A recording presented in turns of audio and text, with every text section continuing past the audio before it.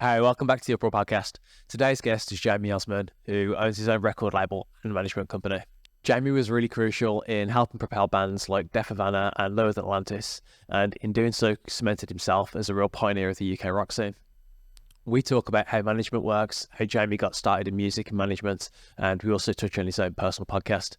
So as always, please follow, rate and review and enjoy the podcast. I think the place to start then is just how did you get started in music? How did you get started in management? And where did that all sort of come from? Nice. So it's like a potted 4-year period, which might take me a couple of minutes to explain. Yeah, go for So it. I grew up in a town called Amersham, which is like end of the Met line. So like it was nowhere near London really, but people thought it was like London.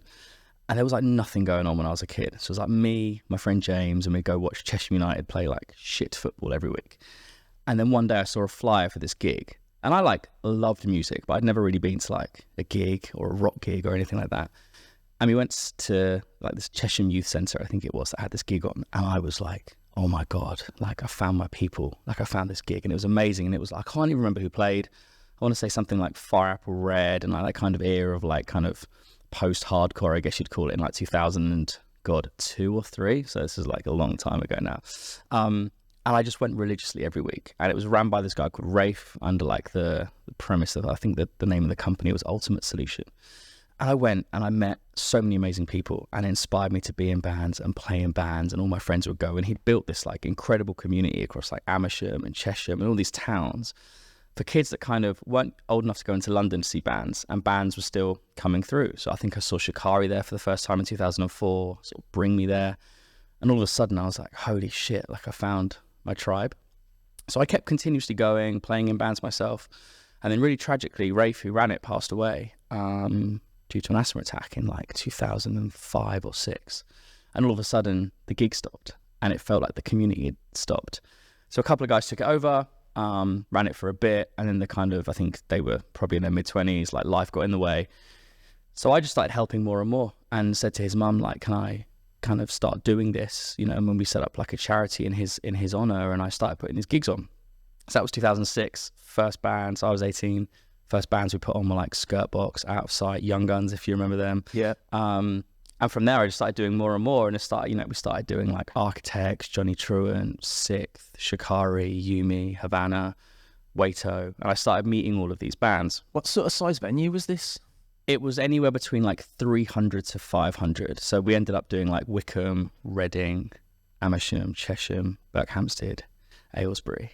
So it was That's mad. pretty serious shit. Like, to give people context, that's like real. Like, there's a lot of money going through there for paying for bands and for engineers and all that sort of thing. So how old were you then? 18, 19? No, 17, 18. I don't have a fucking clue, Jack. But this was the day of MySpace, right? So you'd like message bands on MySpace and be like, hey, I'm putting this gig on. No one really had booking agents. I think Ian was one of the first booking agents I worked with who booked Faye Komodo at the time. Can't remember what the company was called. It was definitely pre-TKO. So I like worked with a few people industry-wise. So I kind of, my eyes were starting to open up a little bit to the industry. And then I was like, I really wanted to go to uni, but I didn't want to leave this kind of community and this hub that we've built. So I went to a local uni called Bucks, and they had a course called Music Management and Live Event Production, which was cool. And I met so many amazing people. And a couple of years above me, or a year above me, was a guy called Matt Rousel, and he was managing We Are the Ocean, just as kind of they were breaking. So we moved in together, and then I was like, oh, management looks really fun. So whilst I was kind of doing the gigs, I started managing a local band called Lights and Sounds. And I was, again, so clueless. I had no idea. You're 19, 20. Like, I knew little bits and bobs, but like I didn't know much. And that's kind of where it started. Started managing them. We changed their name to Venice. They signed to Universal. And then I met Chris from Deaf Havana in the local pub whilst I was like finishing uni. And then the rest is kind of history, alongside Francesca, who I was working with. So like, it was so bizarre. I kind of went from being this like kid that knew nothing, just, you know, the only child in my bedroom listening to like Slipknot, to going to these gigs, finding a community, to running these gigs, to like going to uni to try and do something. And then within a year, all of this management stuff happened, and I just had to like think on my feet real quick. How much do you think uni actually played into any of that success? Like, was it necessary that you went and got taught in lectures, or was it just the fact that you went and made it happen? Do you know what? Both, I'd say. And it's funny because I think people look back and it's like, oh, I didn't learn anything. But I think back to some of the core things that I can now use in my job: contract law, for one, which was like a 2-month module. Ironically, I was like touring in China. So I like scraped my degree because I was kind of, by my third year, was running successful in the sense of like bands were doing well, successful in the sense of money are two very different things. But I was running a successful business.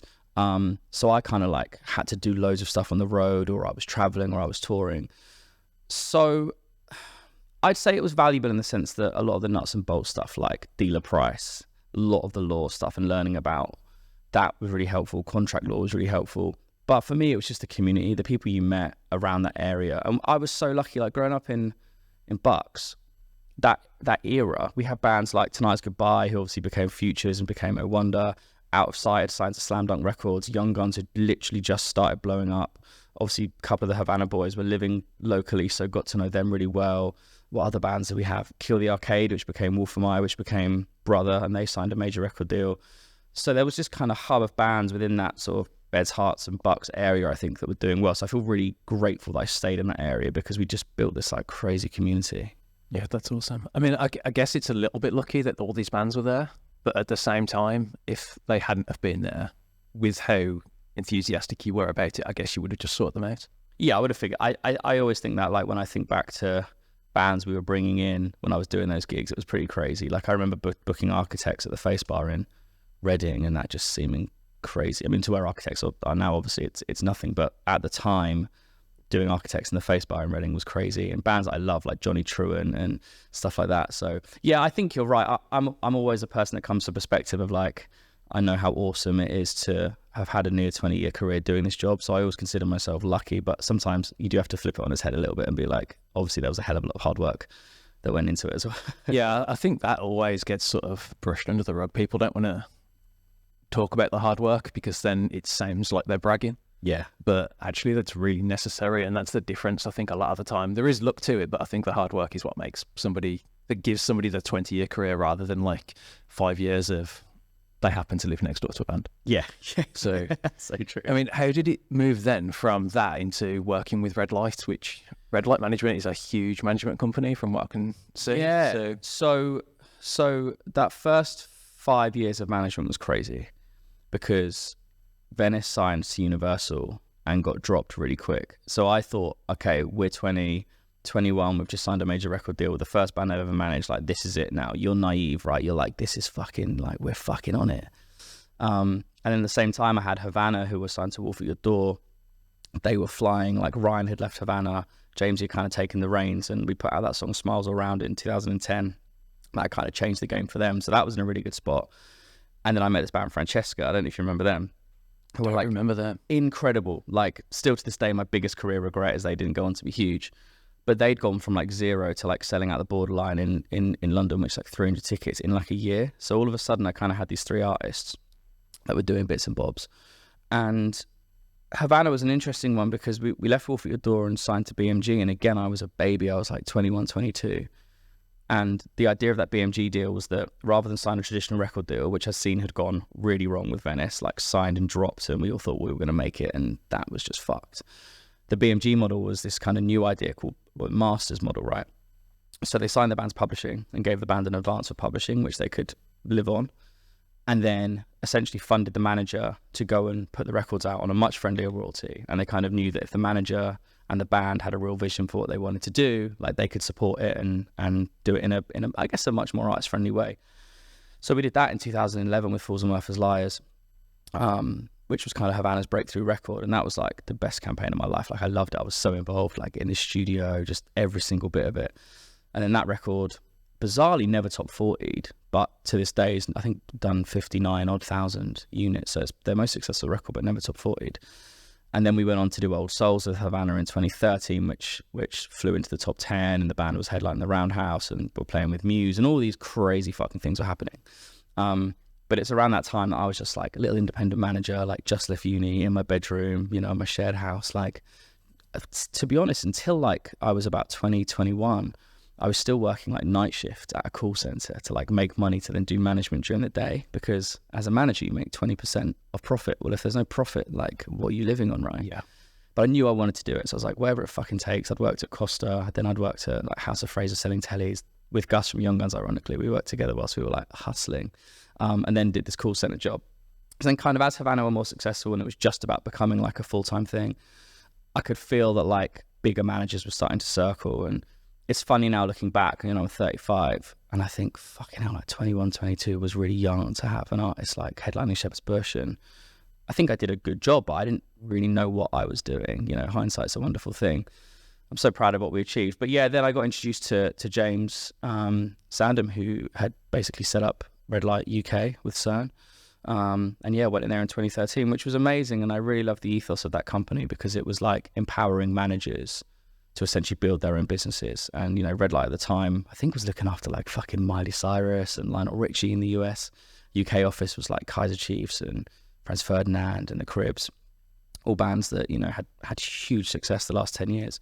So yeah, went in there in 2013 and kind of, had their support as an independent manager. So you're there and you're running your own business, but kind of with a bit more of a setup. And yeah, stayed there for 7 years. Amazing. That's awesome. I mean, one of the things you just mentioned with that BMG deal was the label funding you to make a more artist-friendly arrangement.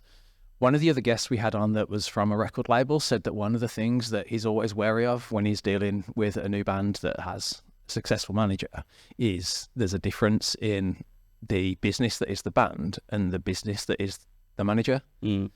How important is it to you that that gap is as small as possible and the band and the management sort of align with all the goals? And yeah, to be honest, like it's so interesting when I hear things like that, because for me, I think because I was in bands literally up until the point I started managing and then have managed from a young age, I still to this day think of myself almost as an artist. And it's one of the reasons, obviously we don't have to go deep into this, but when I set up the record label with Sony in 2014, I was signing artists to major label deals, right? Because that's how I had to do it via Sony. But kind of 3 years in, you're like, okay, we've had some amazing success here, but the deals that we're signing are maybe deals that as a manager, like I wouldn't necessarily sign. So it's like, I don't know where this sits with me on my kind of artist to manager moral compass. So from a management perspective, no one ever knows best. That's the reality. No one knows what's going to be a hit. No one knows what's going to be successful. All you can do, I say, it's like a roulette table, right?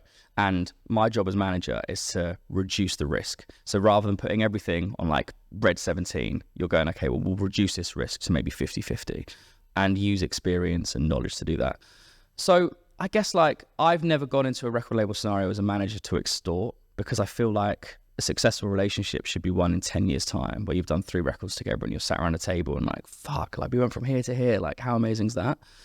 But I know that obviously like for some managers, they will always go and be like, right, okay, it's the most money wins. And like sometimes obviously money's like exciting and you have to feed an artist. Like they're like baby birds, like they're there waiting, and waiting for you to feed them.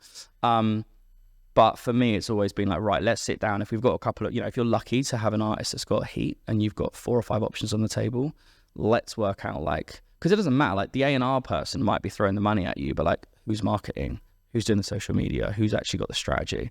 Because all these people move, they're like tectonic plates, they move around. So it's like you might sign a deal with this person. Good example, Venice, that band I signed in 2010 to Universal, the A&R that signed them, the head of the label, within about 8 or 9 months was gone. So it's like, well, that was the person that truly believed in this act. Yeah. And now no one in this building really gives a fuck who they are. So like, how are we going to manage that moving forward? So I think for me, it's just all about transparency. And I've learned that the hard way over the years. I think when I was younger, I thought a manager had to know everything. And I thought a manager had to be the one making the decisions. And probably in my mid-20s, I realized that like, that's fucking dumb, because like you can ask the question. And if you don't know something, don't pretend that you do. Because honesty and transparency is, to be honest, like the main thing that makes a successful manager is being like, hey, I don't know this. Or sometimes, to be honest, hey, I fucked up. Because we all make mistakes. I think that's important in all aspects, like not just as a manager, but I think that's a big thing in business is, I mean, with me starting UPRAWR when I was 21, and I guess, I mean, relating it back to you and Deaf Havana, like Deaf Havana were the very first, and I think I'm not sure if it was you or Becky Sugden and we booked it through, but it was the very first DJ set that we ever booked a band for. Was it Purple Turtle? It wasn't the Purple Turtle, but so it was at Dingwall's, and you'd sold out the Electric Ballroom. Yeah, I remember. And it was the reason we actually left Dingwall's and we moved to the Purple Turtle, because that was it was a really good night for us. We were really excited about having Deaf Havana come and do it. And I'm sure it was you called me and you were stood outside and the security wouldn't let the band in because they didn't have ID with them. Oh, yeah. And you were stood there being like, we just sold out the fucking ballroom. We don't have our wallets. Like, Yeah. I actually remember because the band were like, I remember because we had to put everything on the bus because the bus had to move from the ballroom somewhere else. So everyone was like, right, load out the dressing room, whack it on the bus. Off the bus went to some yard. And then we all got there like, shit, everything we own is on this bus. Like, it was ridiculous. And I remember coming out and there was you and I'm sure it was Becky Sugden. And I had an argument with security and eventually they came in, and then the DJing, like no one in the band could DJ, so you actually stood with your phone. Oh no, it was an iPod. It was like an iPod Classic. Yeah. And one of the band like took it in turns to stand next to you whilst you played the songs. But like, and that, I'm sort of getting off topic, but that was the reason we actually moved, because we had so many arguments that night with Dingwalls. Becky Sugden came up to me and was just like, dude, I don't want to tell you how to do your job, but these fuckers are ruining your business. You've built a great club night and the brand's doing really well, but this is not reflecting well on you. And we were just like, yeah, fuck this. And the next morning we posted on Facebook being like, not coming back. We're finding a new venue. and then we moved. And then, yeah, that's how we went to the Purple Turtle. But Lee was the first person like from a band that came to the Purple Turtle, and he came all the time. But yeah, getting back to your point of transparency is back then when I was 21, I really didn't want to admit that there was anything I didn't fucking know. Yeah. Like, especially with all the staff, because we had more staff working for us then than we do now, because we had like 7 different cities going. And me and my business partner, Lewis, who, you know, like, we really thought that, like, I need to know everything. Every conversation I go into, I know everything I'm talking about. And like now, I'm aware that just makes you look like an idiot. Yeah. And actually just being able to ask honest questions creates way more. Yeah, I think it's a big thing I talk about now, and this is like from, I guess, my sober journey and my work journey, is like imposter syndrome is such a massive thing. And I think especially in alternative culture, because as a DJ, you're like one person, you might start having some success, you might starting to get paid like 800 quid a night. That's kind of going in your back pocket. You've got no cost, you turn up, boom, you're going to make good money pretty much from not the beginning of your career, but within a couple of years. I think as a band and as a manager in the alternative space, like that 800 quid has got to pay your sound guy, your van, your hotel, all of your costs for the day. You're probably still going to lose money and hope that merch makes it up. But you might have sold out a show to like 500 people. So you have this weird imposter syndrome of like, oh, I'm on the way up, I'm making it. And that's as a manager as well. And you get wrapped up in it. I did with Havana. But then the reality is that you go back to like your tiny flat, or like even sometimes like some of my friends have for years have had to, you know, stay living with parents to kind of pursue this dream. And artists in particular have to, right? So you end up in this position of like, okay, in one sense, I'm like heroed. I'm like known as the guy. But then I'm going back to like nothing, or I'm going to work a night shift. So I think this imposter syndrome thing really comes in. So your default is like, I know everything. When the reality is you don't. And I think it's an unhealthy habit to get into, and one that it took me a long time to unpick. With your role then as the manager, what specifically do you see as your job, and what do you not see? Like, where's the line where you're like, this isn't my thing, this is the label of someone else, or it's just the band has to do their own thing? If you'd asked me that 10 years ago, it'd be quite a defined answer. If you ask me now, everything. I mean, the world of music has changed so drastically over the last 10 years, if not 5 years, and more so post-COVID. You know, historically, really, I always say like my job is facilitating an artist's vision. And I've learned the hard way over the years that you might sign a phenomenal talent, but if that talent doesn't have a vision or they know what they want to be, you're trying constantly to figure something out. What's the brand? How are we marketing it? Which I love. That's a really core part of it. But ultimately, if the artist isn't flying the flag for that, you're always going to struggle. So for me, it's like the key role is facilitating vision. But now it's changed so much because labels are putting out more music than ever, but have less staff than ever. I think from an economics perspective, it's harder than ever to keep artists afloat financially.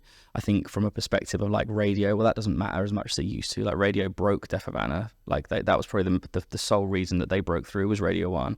It has an impact, but not the impact that it did. So now you're kind of working into like, what's a TikTok strategy? But the TikTok strategy doesn't work on Reels. So what's a Reels strategy? So you're having to have like a social media manager head on. While still trying to think in 3 years, whilst also like having to work closely with the lawyer, work closely with the accountant. You know, we have a lot of artists touring America. So Rosie, who works with me, and I are constantly talking to like American visa consultants and booking in embassy appointments. We had an artist the other day miss a flight because the embassy wouldn't let him on, even though his visa was approved. All of this shit is constant. And I think the only way I can describe it is you are wearing 20 heads at one time. So like compartmentalizing your own day-to-day is so important. Does that change depending on the level of the band, or does it change more depending on the genre that they sit in? Because you've got some bands like Bury Tomorrow that are very heavy, and you've got some very mainstream artists like Sigma. Yeah.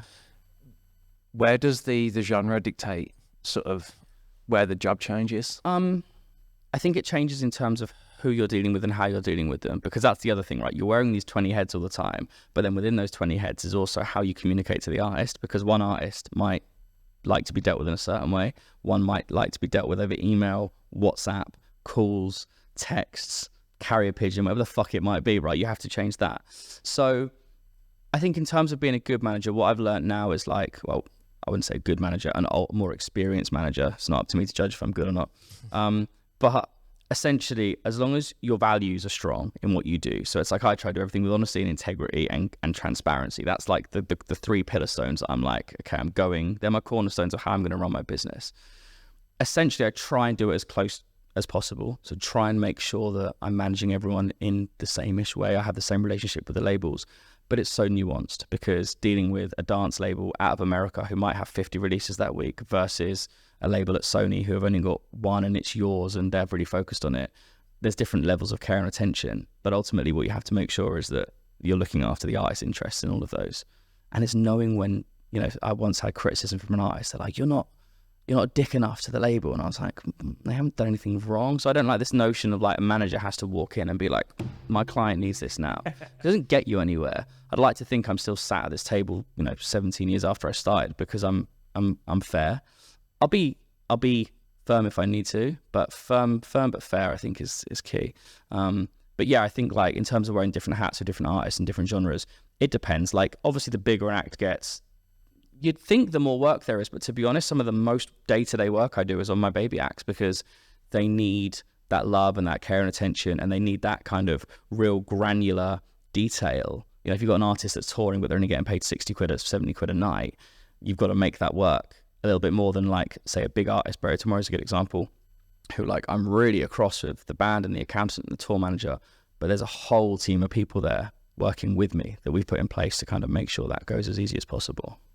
I mean, with them as an example, they've recently crossed over into doing quite large US tours. Yes. Has the business of running that band changed a lot, becoming an international band rather than sort of a UK-based? Man, I fucking love that band. Do you know what? They are a testament to, if you believe in something and you keep going, it'll happen. They've been at a good level in the UK and Germany for 7 to 10 years now, and I've always been really grateful for that business. And part of the plan when I came on board, 2013, 11 years ago now, we always said like, we're going to treat Germany like it's the UK, and we're going to keep going back, and we're going to keep building even if it costs money and we invest. The last 2 years, especially since Ed and Tom have joined the band and brought this new dynamic, and everything feels amazing. And it's like, the last Australian tour completely sold out. We're just about to sell out the band's first show in Tokyo, I think, or in Japan for 7 to 9 years. I can't remember when they last went, but it's been a long time. And then now, going to the US, it's changed the business drastically, but also what that comes with is like cash flow management, right? I mean, we have an incredible accountant called Jade, who's just impeccable. And but it's not a case of like band goes on tour, band makes money, band takes the money, because we have to go, okay, well, we made money on this run, but in order to do this next run, we're going to have to invest a bit. So like, how do we cash flow this? And I think I've always really admired that about that band in particular. It's never been about the cash grab, and it's always been about reinvesting in their business. And even now, we kind of worked it out on, when was it, 2022, when they went back out to the US for the first time and went to Australia for the first time in about another 6 or 7 years. It was like, right, we've made some really good money off of this August Burns Red, Bury Tomorrow kind of co-head tour, but we're going to invest that in growing new markets. And I respect that, because a lot of bands would be like 15 years in, like, why the fuck would we bother doing that now? And I think they just felt really re-energized. So it's more about managing the cash flow over a 2 to 3 year touring period rather than from tour to tour. Because if you're like, oh, we made money, everyone take out the money, well, who's paying for the next run? And everything's so expensive now, man. Like buses used to be 600, 700 quid a day. They're now $2,000. you know, and like post-COVID, and rightly so, because I think a lot of crew members were underpaid for a long time. Crew have gone up from, you know, 150 quid to, you know, a lot more money. You know, even you doing this podcast, we were just talking about it, like everything's so expensive now. The one thing that hasn't really changed is artist fees, because ticket prices under arena level haven't moved. Yeah. So you're always going to run into this situation. Like, it's difficult, because I see a lot of people moaning that our ticket prices are so expensive. And don't get me wrong, to like, I checked the other day, I think like a 30 Seconds to Mars O2 ticket is like 160 quid standing. Wild. But your gig at the Barfly for a new promoter or a new band starting out is still a tenner. So like, that if the costs have doubled but the ticket price hasn't, because we're trying to keep it low to make sure people have access to it because it's cost of living crisis. Yeah. Who's paying for it? Well, the band. I mean, that's something even on the club level that we're really feeling, because the price has gone up a little bit. So we used to be £5, and now we charge £7 as a weekly thing. But the amount of money we were taking home 10 years ago was so much more than it is now, which is why we had so many more staff. Like, we used to have 6 staff working in the office, and now we've got like 2. Yeah. So, and we're still earning like less, because everything is just more expensive that we have to pay for. I mean, like, just mention on the arena level, like the UPRAWR Mental Health Foundation, which is our charity, I've got a gig that you're aware of, which is Thousand Lights that's happening at the NIA, and that's the first time I've personally like actually booked an arena myself and managed the entire thing and tried to fund it, which the funding part is still a big fucking issue, like a real issue that stops me sleeping. But actually seeing firsthand the amount that's spent on a show that's that level is just mind-blowing. Like, I don't know if I should say how much we've paid for the arena, but I mean, they've done us like a more than 50% discount. Wow. But it's still tens of thousands. Yeah. And everybody else involved, again, is doing us great deals because of it being all for charity. But PA, the lights, everything is like tens of thousands. So you can see how it would be really, really difficult for anyone to look at it and think, how am I ever going to start doing that? Yeah. Because you need 150, 200,000 actually just to go into to get the fucking ball rolling. Yeah, it's crazy. And like we were saying, like, all those costs from the artist side have to be fronted. So if you're doing a tour of that level, your bus costs for a month are probably going to be 75 to 100k. Well, the bus is going to want 50% up front, so you've got to find 50k. It sounds like, to anyone listening, I'm sure these numbers just sound ridiculous, and they are, because I just had it with an artist that did a really successful tour but still came in 15 grand under. And it's like, that was 300 to 700, 800 people a night. But like, to take out crew, we didn't even take lights. You know, all of those costs were crazy. And then if anyone's listening being like, well, why the hell would you let a band go out and lose 15 grand? But it was it was a tour for their record. And obviously, like, we had supplement from merch and stuff, which is great. But you're at the end of that tour, which was a necessity to do for the band's album, for the band to grow, for the band to like build into new markets.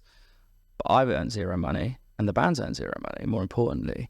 So that's like 2 weeks out of their life on the road, a month out of their life probably for rehearsals and prep, that they couldn't do their day jobs. They've basically taken free holiday to go and do it. So it's always that thing of like, we spoke at the beginning about being grateful, right, to do this. I'm really grateful. Nearly 20 years down the line, I'm still doing it. But the reality is that that's like time and effort that's gone into something that you're hoping at some point pays off. And that is in a whole management. You are taking risks. There is no guarantee you're going to make a fucking penny in management in year 1, 2, 3, 4, 5, or 6. Even now, I could lose 4 clients tomorrow and be coming to you and being like, oh, I've just got to shut my business down. I mean that's a pretty good thing to discuss, because a manager in theory is only as big as his biggest band. I mean, I don't know if you completely disagree or agree with that. If you've got a company and you've got a bunch of bands, but only one of them is bringing in the most of your income, that's like the majority thing. If you lose that band, then what happens? If it's your company, do you just go bust? Or if you're working for another company, do you just get fired? I think it depends. I think like I'd say to your point, like there is a difference between like a good manager and a bad manager for sure. And I think people can tell that. Sometimes you can't control an artist. So like, however good the job a manager may have done doesn't mean that they're going to stay with them. There's a couple of big dance acts that I know, like, just when they start working with the manager, say like, well, whatever happens in 3 years, we're going to move. And they just move managers, and that's their way of doing things. I'm a big believer in like, consistency is key. Obviously, unless someone does something catastrophically wrong, 9 times out of 10, a lot of the big artists you see globally are the ones that have been with their managers from day one, because they've got, you know, they understand each other. And I think there's such a blurred, but in a good way, relationship between business and personal, because it's so nuanced. Like if someone's pet dies, genuinely, like, you know, if you're a manager and someone's pet dies and they're really upset, like you have to know how to deal with that, or someone passes away in the family, or they're getting divorced, or like all of these things you have to work with. I think it just depends. I know for me, I feel grateful now that we've got, you know, 3 or 4 clients that if one were to leave, it would be fucking difficult. But then I've also got a team of 3 people that work with me. So that would be more of a discussion of like, okay, well, how does this make sense from a business perspective? And that was from a very early age why I got involved in the label business, because I was like, I need repetitive revenue that's passive. That means that, like, to be honest, I've never taken a penny really out of the label. I've just always reinvested it in artists. But I know that, like, if everything was going to shit tomorrow, I could stop putting new records out and have a passive revenue stream because I've built that. So I think, like, if you are a young manager that's thinking of starting out, just like, I wouldn't say try a million things, because like ultimately you do have to focus, but like always think about, is there a clever way to have some kind of passive revenue coming in? Or, you know, like I said before, like just do not quit your other job until you know it's worth it, because there's a time you've got to take a leap. But a great example is Buried Tomorrow. Like, you know, 3 of the guys work in the NHS and still do, and I'm really proud of them for that, because whilst they take the band super seriously and it technically would be a full-time job, they've always said, like, we're going to supplement our income with this. So I think as a manager, you just got to, you have to roll with the punches. Like, the reality is you're going to get fucking fired. They're not your best friend, and at some point it's going to go wrong.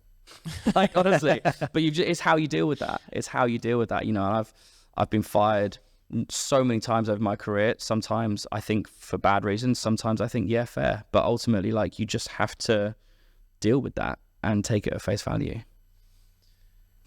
What would you say the benefits of having your own management company are, as opposed to going with somebody else? Because you could go and get a job, arguably, with sort of any management company, but you chose to build your own. Yeah, I did. No, look, I think that was, you know, that came out of COVID and I left Red Light, and feel really grateful that I've been able to build what we're building. I don't think there's a right or wrong answer there, because I'll be honest, like, even for us now, you know, we have some really big clients, but it doesn't mean that our cash flow is not really difficult month on month, because, you know, an artist might do a big tour and then you might be in a position where you're like, okay, well, when's the artist going to get paid from that? Well, that's going to be a month after the tour, and then we get paid a month after that. So we're always, and Rosie, who runs my office day to day, like on the accounting side, is really good. Before I was, to be honest, like, I've just been so artist focused my entire career. I've used to leave so much money on the table. I'd like forget to commission, or I'd like let artists slip with money if they were like having a difficult time. I'm still pretty like fair on that. Like, I'm never going to ever take food off someone's plate, like, if they're struggling. But yeah, financially running your own business is tough. You know what I mean? And like, the bigger you get, the bigger the clients you get, the bigger support staff you need. So, you know, it's really hard in management. You know, you could have, you know, big clients, but each of those clients is going to need like a day-to-day manager. The reality is, you know, you might have one support staff member that can maybe look after two big clients if they're really good, but it's not easy. So there's pros and cons. Like, I think when I was younger, and probably even up until 2020 when I started the company, like, I probably wanted to be this like big shot manager that was on like the front of Music Week, and everyone was like, oh, that's Jamie Osman. To be honest, in the last 2 years, I don't really care about that anymore. Like, would I go into another company now? Maybe. I think it would just be more about, like, it's about security. That's the difficult thing. Sometimes you're like, oh, cool, like that's scary. Like, you know, where's the next paycheck coming from? But the reality is, like, there's no right or wrong with that. I think, like, if one thing I would say, if you're a young manager and you go into a company and you're paid a salary, I don't think you're as hungry because you're comfortable. So for me, in my early days and now, it's like, I've got to fucking make this work, or I've got nothing, which is harrowing, but I kind of like it like that. Do you know what I mean? So with your management company, you've got other partners that are involved, and you've just referenced Rosie, who does a lot of the business side of things. If you were doing it completely on your own, would you still want your own management company? No.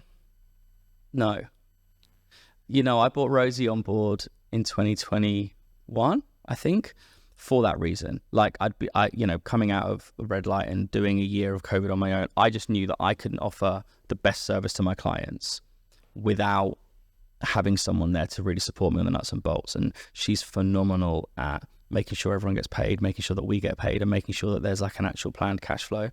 Because when you're looking after clients at the level that I was at the time, Sigma, Bury Tomorrow, The Cribs, trying to develop your new clients, had my DJ roster coming through. You're just there thinking like, what's the next release? What's the next tour? What's the next strategy? And whilst I'm like really, really great with the artist finance, when it came to me getting paid, I was just like, oh shit, I haven't commissioned on PRS for ages. She's such a vital cog for me in that team because it means that we can continue to run the business smoothly. So yeah, if I was doing it on my own, like I'd still be doing it, but I probably would just be leaving like tens of thousands of pounds on the table every year, like an idiot. Yeah. I mean, I guess with that, then that's just sort of growing and knowing yourself and where your strengths and weaknesses are, and then making that decision as to whether you want your own company or whether you want the backup of a. As you said earlier on, like, you know, we were talking about, I guess, thinking you know everything. When I was younger and it was just me, and even to an extent within the red light situation, because it was still up to me to invoice the clients to bring it into the company, right? I just was so focused on making the client as big as they could be, which is a positive, but I always neglected my own business. And I think now it's like, I just really, I'm still learning that because I'm just so artist focused. I'm like, yeah, let's make the artist as big as possible. And it's like, hang on, I need to get paid too. I mean, I guess on that then, there's a couple bands that are obvious examples, like Lower Than Atlantis, that you took to Brixton level and did extremely well. Have you got like sort of a formula that you're like, okay, this is how I'm going to approach it when I start with somebody? Or is it just completely different for every band? And is it? I think there was a formula back then. But I think the formula was giving a real fucking shit. Like I really cared. The songs matter the most. And I think that LTA self-titled record, when I got involved, Havana Falls and Worthless Liars, like both, regardless of my involvement, undeniable records that I think would have done really, really well, regardless of if I was involved. But I think with both of those bands, it was like we had a vision and we really went for it. Like that LTA self-titled campaign, they'd been dropped by Island, gone out of management. They came to a Havana show actually at Southampton Guildhall, and Eddie played me. I think it was like Criminal and English Kids in America, like on headphones, and I was like, oh my God, like I have to get involved with this.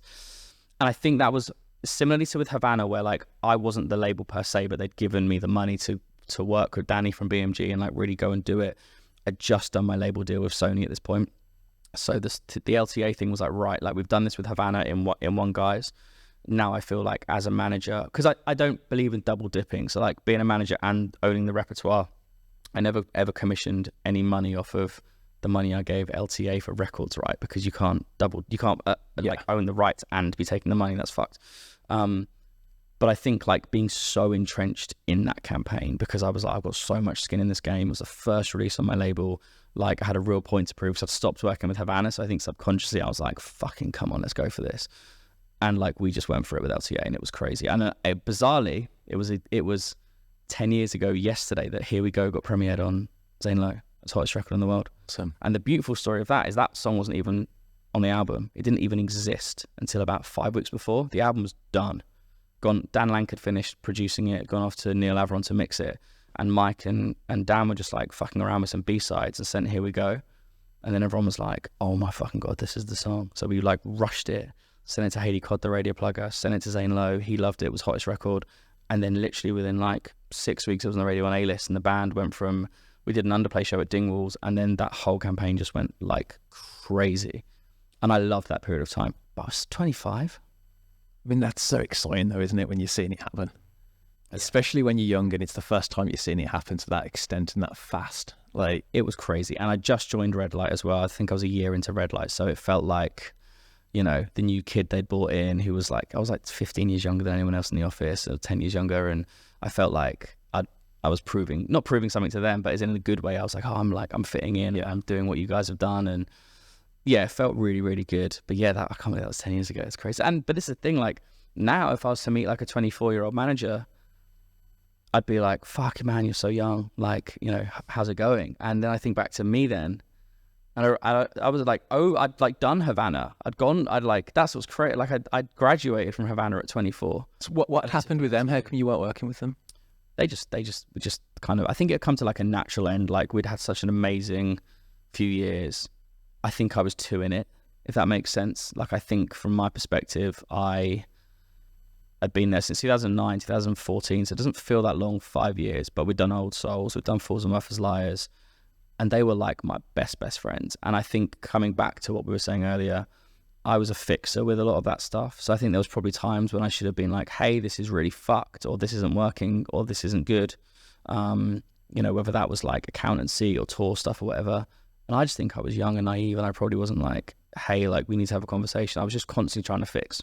And that's the thing for me now, is like, there's some things I'll fix that I can fix, but if I can't, it's like, yo, here's a situation, like this is fucked. Yeah. But again, like it was like from Havana, I think I stopped working with Havana in June 2014. Here We Go came out in May 2014. So literally it was like straight in, and I picked up Bro Tomorrow in June 2013. So it kind of felt like, the roster was building in that space. When you're looking at a band to work with them, what is it that you're sort of the process that you're going through in your head to be like, do I want to manage this band? God, it depends. It honestly depends. And that I haven't signed a band, like a band in about 3 years now. Just because, I don't know, like it's difficult because my favorite bit of this job is like, I call it like from Barfly to Brixton, right? So my favorite bit is like from zero to Barfly, when you're like, you sell your first 200 tickets and you know that you've got something really special. There's a girl I'm managing called Lexi Carroll, is an incredible singer-songwriter, and we had her debut London show last year in October. Did like 200, and we're sold out of Mirror, like 295 tickets, and we've just launched her tour for next year at Lafayette. And like, that's so exciting to me because you're seeing fans connect and discover it, and the support tour's working, and her new single came out last week, and it's like starting to go viral on TikTok, and there's like 3,000 video creations, and I'm like, I love this, because it's like, that's where I feel I'm at my best, where I can kind of help an artist create their brand and push their brand and kind of grow. In terms of like finding an artist, I don't know, I'm still so, for me, like it would be very rare for someone to come to me and be like, I've got this band, they're making loads of money, do you want to sign it? Obviously you'd look at it, but I genuinely have to love it, because again, over the years, I think I took on some things that maybe I didn't love, because I was like, I reckon I could get a quick deal here when you're younger, and it's like, yeah, it's not about that. Like now I genuinely am a fan of everyone I work with, and I love them as people. And that's another thing. Like I think when I was younger, I maybe sacrificed my own mental health to work with people that I was like, I'm just going to work with them, even though I didn't necessarily get on with them, or more in turn, like they didn't treat me very nicely. And that really affects you, because you just feel fucking worthless as a manager. Because I always say you're the first to be blamed and the last to be thanked. If you're ever thanked, it's a thankless job. Yeah. And that's not the artists are being dicks, like, but so many times you see an artist on stage, like thanking their fans, thanking their crew, thanking their label. Like they very rarely thank the manager. You are a bit of a spare part because you're just expected to do everything. So for me now, it's like, honestly, what do I look for? Good people. I think that's what I'd say. I look for good people. Yeah, that's fair. I mean, I guess it's one of those things where you're almost seen as part of the band. They don't thank you, like they don't thank each other, but then also you're not really part of the band. They just expect you to do everything. Yeah. So it's a weird relationship in comparison to other people that are employed by the band. Yeah, 100%. And I feel for bands sometimes, because bands go on tour, especially in rock, and every single person on that tour, bar them and the manager, are getting paid more than them. If you go out on a run and your sound guy's getting paid every day and your merch guy's getting paid every day, but the tour's breaking even, like the band aren't getting paid. So it's frustrating for them. They know it's a necessary thing, because obviously you need the best crew to do the best show. But yeah, it's a weird one. I think now, like, it's taken me years to get to the level of acceptance where I'm like, okay, I'm just gonna do the best. All I can do is the best job I can do. And if I can go to sleep at night and be like, I think I've done the best job, then that's fine. Because I spent so long like second guessing, or the anxiety of management's tough. Like sometimes there's a lot of anxiety involved. That's not just like, oh, I'm gonna get fired. It's like, what's the artist thinking? Like, what's their perception? Like all of these things are like run through your head all the time. It took me a lot of like personal unboxing to kind of get to the point now where I'm like, look, like I can't control what they do in terms of like if they're gonna fire you or not. So just do the best job that you can do. What happened with Lower Than Atlantis? How come they did split up when they did? I think Mike and the band in general, like I think they just were very much at the point of ready to go in different directions. I'm so proud of what we achieved. Like probably one of the most, I guess one of the things I'm proud of the most in my career was that, because I'd known the guys for for years and years and years, and always admired them and loved them. And I think, you know, that first self-titled record went in at number 16. Safe and Sound went in at number 7. Obviously, we headlined Brixton. And I was really excited about the future. Like, we were going to come off the label, we were going to go independent. I think we were looking to go into Ali Pali. But I really respect, like, I think we had a big conversation at the top of, I think it was called the George Hotel in London near Radio 1. And it just, I think they were all just ready to go different ways, you know, probably closing in on 30. How long ago was that, 2019? Yes, they were all closing in on 30, and it just made sense for them to go different ways. And like, a couple of them had other businesses that were doing their thing. I was gutted, but I think ultimately, speaking to them now individually, like, they're all so happy. Sometimes you've got to know when to call it. You Meet Six, great example. Yeah. Like, you know, old pals of mine, and have watched their career from them crashing on my sofa in like 2008 all the way through to now. And like, you know, they're going out on a Wembley Arena. Fucking brilliant. I mean, it's a pretty good way to go out. Yeah, and that was the thing. Like, Mike always said, you know, I think there's a good Kurt Cobain quote, isn't there? Like, it's better to burn out than to fade away. And, you know, LTA finished on a sold-out Brixton.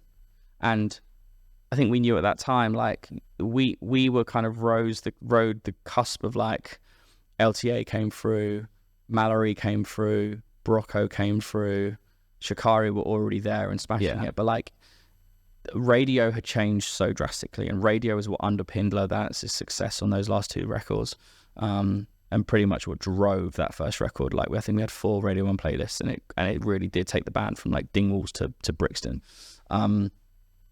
So I think we all knew that it was going to be hard to sustain that Brixton level. We might have gone bigger one more time, but I think, yeah, the perspective of like, let's just end this when it's at its biggest.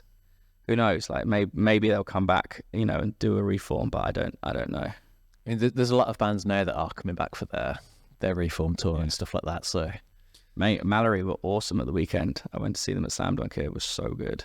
There's a couple bands that I'm gutted that I missed, because I didn't actually. It was the first time I've not been to Slam Dunk in 14 years. Wow. And yeah, they were the one that I've heard so much about. Just, mate, they were so, honestly, like, I was always pals of them, but I think because LTA and them were almost like, they weren't rivals in, like, they always got on, but like coming up at the same time. I never really went to see many of their shows at the time, but like, they were fucking amazing on Saturday. It was awesome. That's wicked. When you're looking at the labels that you want to work with, what's the differences for you between working with an indie and working with a major?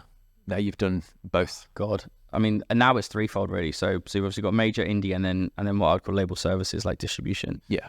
So distribution, you're going to probably pay 20%. So you're going to get 80%. They might fund the campaign, but you're going to get no advance. They won't pay for your recording, and you might get one person working for you. Indie, probably not going to give you an advance, but they might fund your recording a little bit, and they might fund your marketing, maybe a couple of music videos. That's probably going to be 50-50. And then major, they'll pay you more money, but they're going to take 80% of your business.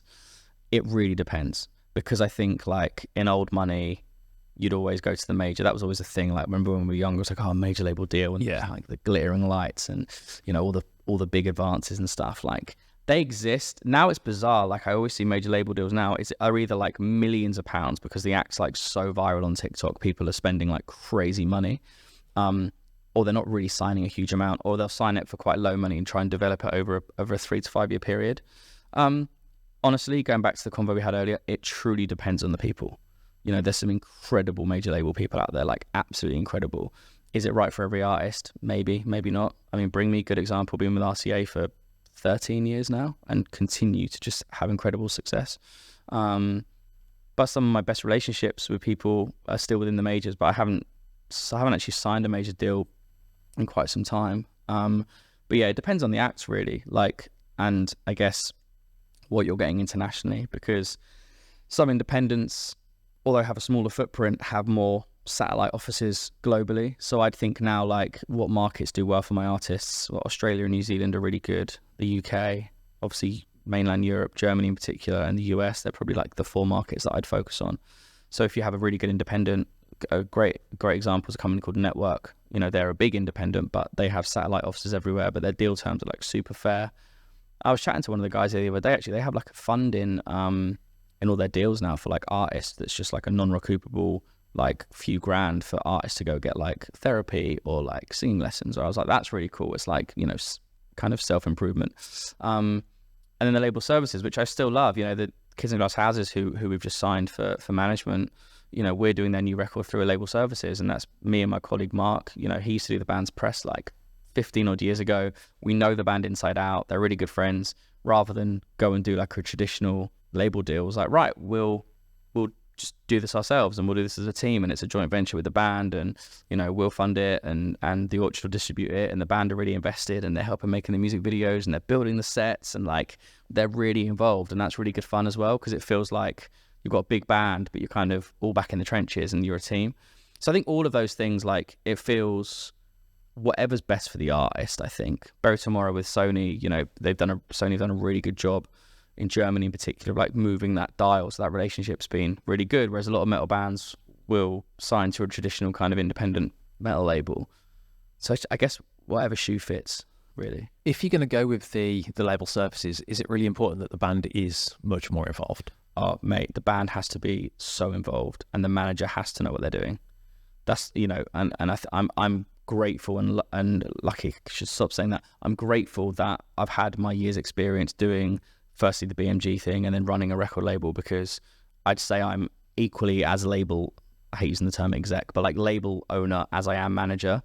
So I always think like dual focus, which is why I'm never a dick to record labels unless I need to be, because I know what it's like having the shoe on the other foot. But label services needs the artist to be super engaged.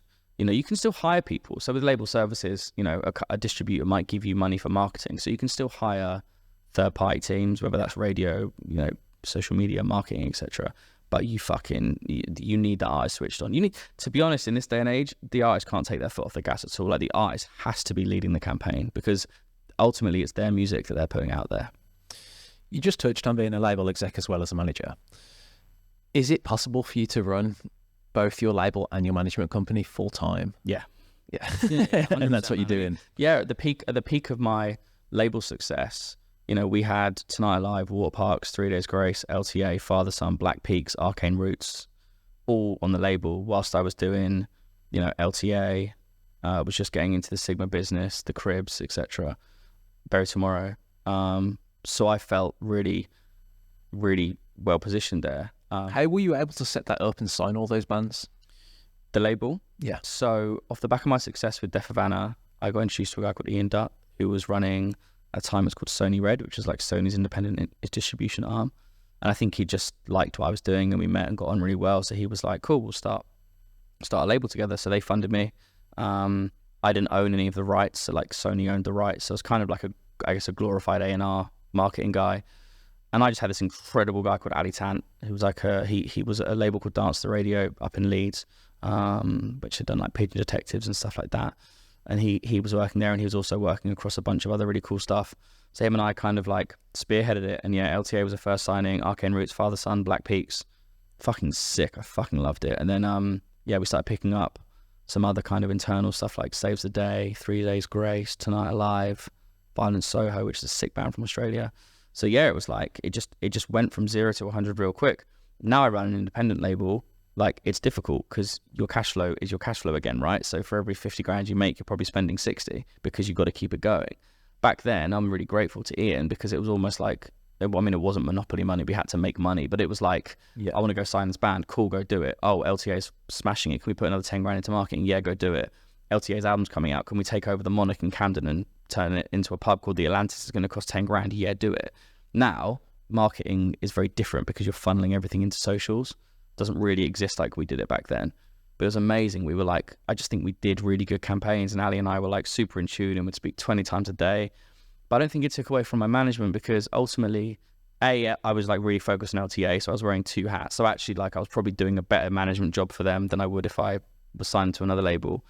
But it just helps because you're in better conversations. All the time the label stuff was flying at Radio 1, I was having conversations about my management stuff at Radio 1. So it kind of created this, like, I guess, completely thriving ecosystem. Why did that go away, and how come you changed from doing it like that into doing your own independent? My contract was up with Sony, and they'd moved from Sony Red to the Central to the Orchard. Like, it had gone through a lot of changes. Yeah. and Sony were just no longer really funding like rep ownership. So it was more like you could take it independent and basically start again. But again, I was in a good position where we were able to negotiate our catalog back. So I now own like most of the catalog that I'd had with Sony, which is great. And that kind of gave me the ability to do it. I also felt like when you're signing artists into major label deals, but I didn't have the funding to like give big advances. So although, you know, we did an amazing, I think we did a really good job of all the artists, like we weren't able to give them life-changing money. And I feel like if you're signing an artist rights for 80% or 79%, you should be giving them life-changing money. So the idea of going independent was like, everything's 50-50. It's a joint venture. It's completely fair. It's completely transparent. The deal terms are shorter. I was able to employ people internationally because that was one of the, I guess, frustrations within a major label system is you're not always getting people internationally working on the product. Yeah. And you're competing against Little Mix or George Ezra or Adele for like, you know, someone to give a shit internationally. So that was kind of the main thing for me, was like go independent and just offer a more boutique, but, you know, enjoyable service, I think, for all involved. What's the sort of goal with it? Is it to take a band to a certain level and to move them on, or is it to keep them forever? Or who fucking knows? No, like I honestly, like now I'm in a really good position where I actually don't know what the future holds. You know, we've actually just finished our last contractual obligation with our last signed act, which is a point I wanted to get to, because for the last 6 years since going independent, every penny I've made, I've spent back on artists. Because obviously when you're doing 50-50, if an artist recoups, you're then having to invest money in new acts out of the 50% profit that you're making, whilst then paying them 50% out. So it might sound like, oh, there's loads of money in it, but actually like you're constantly paying out, a bit like an artist touring, right? There's always something next. So the last 2 years have been really focused on Normandy, on Soft Cult, and on Loan of the Brave. They were kind of the three things. The last Loan of the Brave record came out top of last year, sorry. Normandy's last contractual record came out with us in February, and then Soft Cult's last EP came out on Friday. So now it's about what the future holds there. I'd love to stay in business with all of those artists, but again, if we're doing it, I want to make sure I'm doing it to the best of our ability and that we can. But the label for me has been the most beautiful thing over the year, because like the thing I love about this job is like making a difference in people's lives, whether that's an artist or someone listening. And the bands that we've been able to put out on the label over the years, like LTA and Amber Run and Father Son, like it's music that, to me, music should make you either dance, cry, or move, right? One of those things. And I feel like we put out all of those artists over the years. So I feel really grateful, whatever the future holds. I'm in talks with a bunch of people about what it looks like, but I'm just going to take a minute to myself because I don't feel like I've breathed in like 18 years.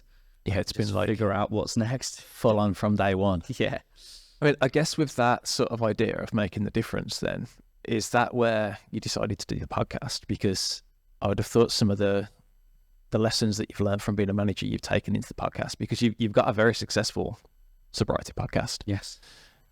Is that sort of filling that gap where you're not releasing, but you've actually got something else going on there? It's the best thing I've ever done.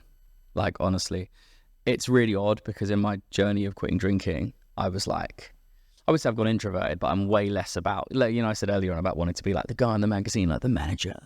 None of that fucking matters, right? Is that age, or is that just life lessons? Age and life, 100% life. Like a lot's happened to me over the last 10 years personally that's just made me be like, what am I doing? Do you know what I mean? So I think for me now, like when I went sober, the first month was crazy. My last ever drink was at Slam Dunk 2022, right? And I forgot that until this year when I went, and my mate who went sober with me on the same day was like, oh mate, that was the last place that we had a drink and did a line of Coke. And I was like, oh fuck. So it's really funny because I had a couple of drinks with you there then, and when I saw the podcast, I was like, I swear I got drunk with him like the last time I saw him, because we hadn't seen each other for a good couple of years. Yeah.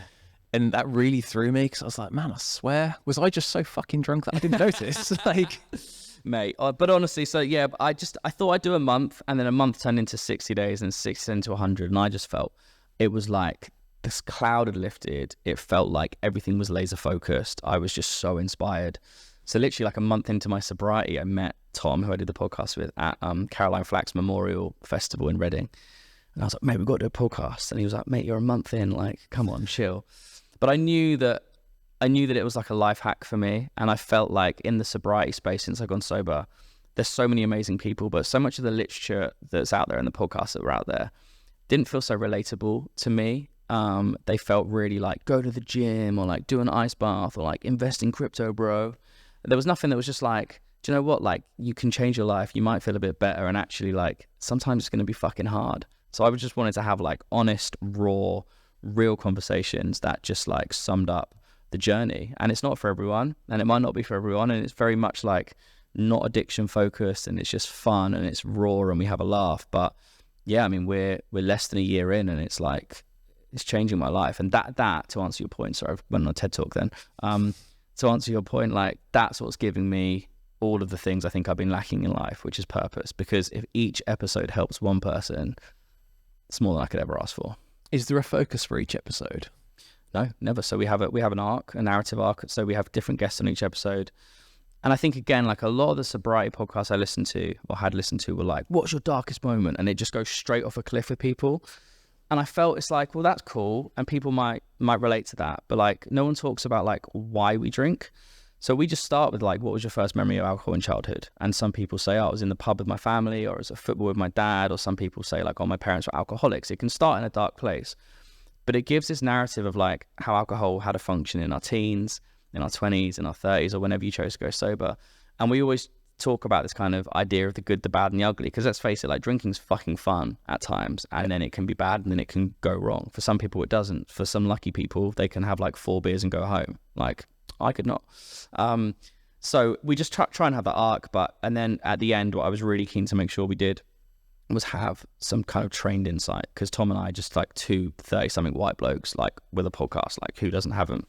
You know what I mean? We all do. So we have a trained therapist called David Gibbs, and like most of the time when he's available, we'll have like 10-minute section at the end that doesn't like dissect the guest. So it won't be like, well, Jack said this, but it'll be like, okay, well, I picked up on themes of like grief and trauma, and here's how that can play into addiction or alcohol dependency. So yeah, I really like nailed the format, I think, because it feels like it's relatable and honest, but doesn't feel preachy, because that's the word I was like, no, I don't want that shit. Because you know what it's like, you meet so many people that don't drink and they're like, there's quite a sometimes I felt, my personal opinion, that there's like a holier than thou thing around it. I think similar to like veganism. Yeah, 100%, thing, right? man. Like I try to not tell anyone that I'm vegan unless I really have to, because straight away you don't even have to talk about it and people think that you're going to preach. Yeah, exactly. Like, and it pisses me off when people preach to me. Like, so it's the last thing you want to do. But yeah, it's definitely the same sort of vibe where and I've noticed, because I don't drink as much as I used to, like I'd never had a problem with it. I just really enjoyed it. And obviously having a club, yeah, I was surrounded by it and everyone else is having fun and it's easy to get involved. And that was always really fun. But yeah, and again, I started the club when I was 21. Now I'm in my mid-30s. It fucking hurts if I drink. Yeah. My hangover lasts for at least 2 days. And I can't go to work properly. Like, it fucks me up. So I just don't do it very much because it affects so many other things. But I do notice that if I go out and everyone else is drinking and I don't want to, because I do have to be in the office in the morning, everyone is like, what's wrong with him? Yeah, it's amazing. And this is what we're trying to do. It's just like normalize conversations around, you can still, I've had more fun in the last 2 years. I've gone to more clubs. I've gone to more gigs. I've fell in love with music again because I'm giving myself the chance to. Whereas before, like you knew me in my party days. I'd like to think that like people were like, oh, he liked to party. I never let it blur with work. Like I could drink at work, but I was never a mess. Yeah. But that's the issue. It's like I'd control it. And then but then if you're doing that 3 or 4 times a week, even if it's not heavy, like it takes its toll. Yeah. I guess then the last thing to sort of talk about is with that podcast, you've just done a live show. Yeah. How did that feel, going from being like the guy that's at the side of the stage to the guy that's on the stage? And was it easy to sort of understand setting it up and selling the tickets and the process because of that background? Yeah, right. Let me tell you, I'll say horrific. My girlfriend would say I fucking loved every second of it. So no, it's been interesting because I guess to kind of go back a few steps, the podcast has flown, right? It's crazy. I never imagined we'd be at where we're at, and you know we're hitting like 250,000 downloads already, and so we wanted to bring it live and bring this amazing community we built together. We've actually recently taken on management for the podcast, which for me is such a bizarre feeling because I'm so used to just like doing this, doing that. I mean, that manager must feel judged. Mate, it's been a real eye-opener and something me and my manager David are like working through, because I'll just do shit and he's like, man, that email was going to be sent, or one of my team were doing it. So because I just have to learn to be like, I hate using the word the talent, but in this scenario, like the artist, right? Does he specialize in podcasts or? No, he manages Sam Ryder. Okay. And what was really key for us is we knew we were onto something good, but we needed some help maximizing socials. And he was like, he took Sam from like 0 to 4 million on Instagram and TikTok. So it was about that like social strategy, but he's wicked and his team are great. So that's been really interesting. I've just tried with the podcast to apply artist theory, which is like, because it was odd, like, we're 10 months in, we've sold 400 tickets in London. If that was an artist project, I'd be like stoked. But when you're the artist, now I have myself in the artist perspective of like, want more. But the show was really important to me. Like, I felt like if 400 people were going to come and see us live, I didn't want it to just be like a podcast on stage, because you can listen to that all the time. So we kind of wrote like a full show. There was like, we had video, we had like a 10, 20 minute intro section where Tom and I like got surprised by pictures of us from our past, from like our team had put in. So it felt really interactive. I think the first 5 minutes I was absolutely shitting myself. But I think once I kind of settled in and people were laughing and like the tone was there, it was good. But it's just a beautiful thing to have like 400 people that believe in what we're doing, and obviously some in some way like relate to it. It's genuinely the best thing I've ever done, and I will continue doing it and funding it ourselves until the last person listens, because it's been fucking unreal. If it took off to an unbelievable extent, where would the sort of passion for you sit? Would it be doing that, or would it be staying as a manager? I'm never gonna stop. It's so funny. Like, sometimes you have a bad day. My girlfriend's a manager of like talent, like influencer talent as well. So it's been really interesting, like dating. She's also sober, so it's been really interesting dating like a sober manager. It's like okay, we get each other. And even on our worst days when we're like, run away and like start a coffee shop somewhere, I'll never not be able to manage. Like, I love it. I love everything about the music industry. I always say, like, however shit it is, I get to wake up on a daily basis and listen to music and help people put, this sounds really wanky, but you're helping people put art into the world. And there's something like amazing with that. Just in the same way that I say like, the podcast might connect to one person and help them on a sobriety journey. I've been with artists where people have come up to them and said that their music saved their life. And music's so powerful. Like, I think it's the most powerful tool. Take music out of movies, they'll be shit. Right? Put music in movies and they're powerful. Like, or like, some of the best directors of TV, like, it's all about the music in the moment. It changes the whole scene and the whole vibe and everything that it's meant to portray. Yeah, exactly. And it changes lives. So I think like, even if someone came along tomorrow and was like, there's 10 million quid for your podcast, you've got to quit management. Obviously it would be hard to say no, but like, there's always going to be something in me drawn to releasing music and releasing art into the world, because I think it's important, and I'm so grateful to do it. If there was somebody then now that was listening to this that was like 16 and wanted to start, where would you tell them to start? Just do it. Would be my first thing. With management? With management, yeah, just do it. Like, go and find a band and talk to them. Like, I remember the first day I met Deaf Havana, and James, he said to one of the other guys, like, who's this chubby little guy? He didn't know, you didn't know me. And, this was before the world of internet, really. So, like, there wasn't any, like, YouTube I could watch. The one thing I would say is, like, there's a lot of resource on TikTok that I don't necessarily agree with, where people are, like, maybe haven't been in the industry and are, like, music industry coaches, like, giving you advice about management, etc. Conversations that you're having like this with like Lee, etc. are so important, because it's like people that are doing it. So I'd say, like, if you're looking to get into it, like, really research what you're listening to, because I've like scrolled TikTok before and seen like a manager giving advice, and I've like looked into it, and like they've never managed before. They're just like being a coach, and it's like, well, there's the theory and the practical are very different. But if you're young and you're listening to this and you want to do it, like, find your niche, because that's the thing. I think you've got to start. Obviously, now I can say it working with drum and bass and rock and pop and metal and whatever, because I've done it. But find your niche, like, find the artists that you love. Only take on one to begin with, I'd say, and really focus your time on them. Get to know them, build trust, build transparency, and just put great music into the world, because that's the key. So many people don't put music out. Like, it's been 2 years since we released our last song. Like, why? Because you're only going to grow by putting music out there. One of my artists the other day just put out a song that wasn't even meant to be a single. I think I mentioned earlier, and it's like flying on TikTok, and it's doing like 60% streams more and more a day, just because it's connected with people, and you never know what's going to connect. One of my friend Tom, who I did the podcast with, just put out that fucking girl in finance trust fund. Yeah, that like, I'm looking for a man in finance, like dance record. They just flipped it from TikTok, and that's flying. Like, but that never would have happened if you hadn't just put it out. But yeah. So like, find an artist you love, build a good relationship with them, speak to them. If they're up for working together, put music out.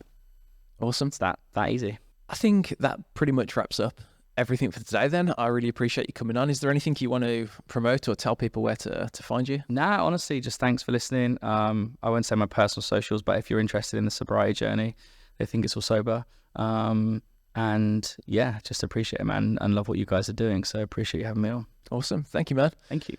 Thank you to everyone that's listened. If you want to watch us, we're on YouTube. Please rate and review wherever you listen to it. Thanks.